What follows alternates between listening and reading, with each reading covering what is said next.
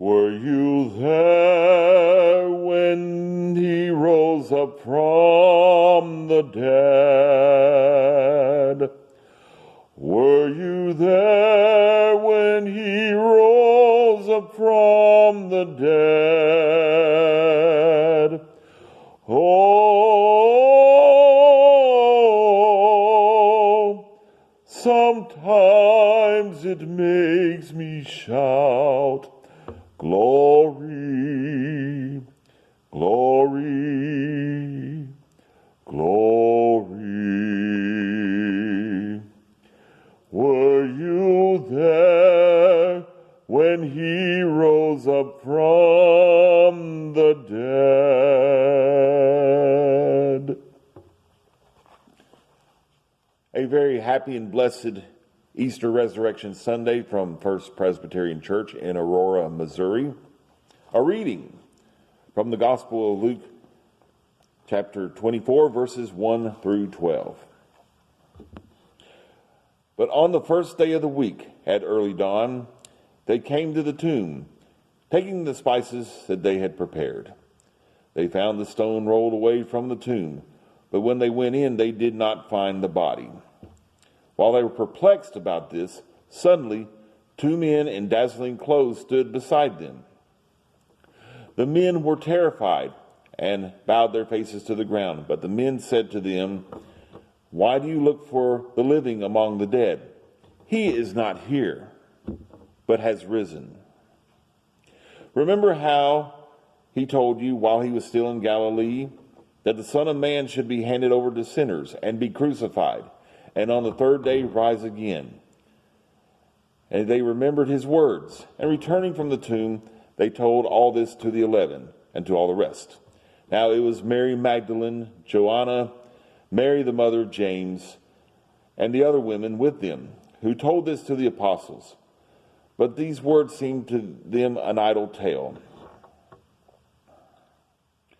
and they did not believe them. But Peter got up and ran to the tomb. Stooping and looking in, he saw the linen clothes by themselves. Then he went home, amazed at what had happened.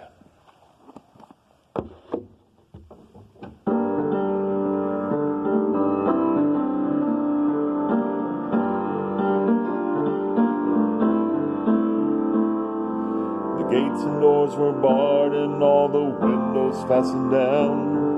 I spent the night in sleeplessness and rose at every sound, half in hope of sorrow and half in fear of the day would find the soldiers breaking through and drag us all away. And just before the sunrise, I heard something at the wall. The gate began to rattle and a voice began to call. Hurry to the window, look down into the street, expecting swords and torches and the sound of soldiers' feet. But there was no one there but Mary, so I went down to let her in. John stood there beside me as she told me where she'd been. She said they've moved him in the night and none of us knows where. The stone's been rolled away and now his body isn't there. So we both ran toward the garden, then John ran on ahead. We found the stone an empty tomb, it's the way that Mary said. And the winding sheet they wrapped him in was just an empty shell. And how or where they'd taken him was more than I could tell. Something strange happened there, that's what I did not know. John believed a miracle, but I just turned to go. Circumstance and speculation couldn't lift me very high, 'cause I'd seen them crucify him, then I saw him die. Back inside the house again, the guilt and anguish came.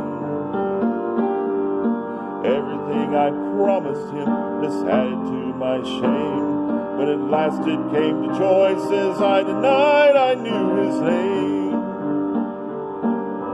Even if he was alive, it wouldn't be the same. But suddenly the air was filled with a strange and sweet perfume. Light came from everywhere, rose shadows from the room.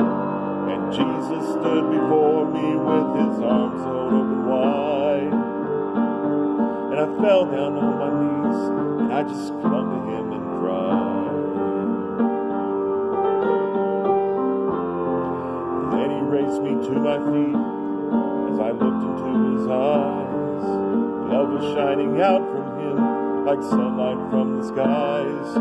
Guilt and my confusion disappeared in sweet release. And every fear I ever had just melted into peace.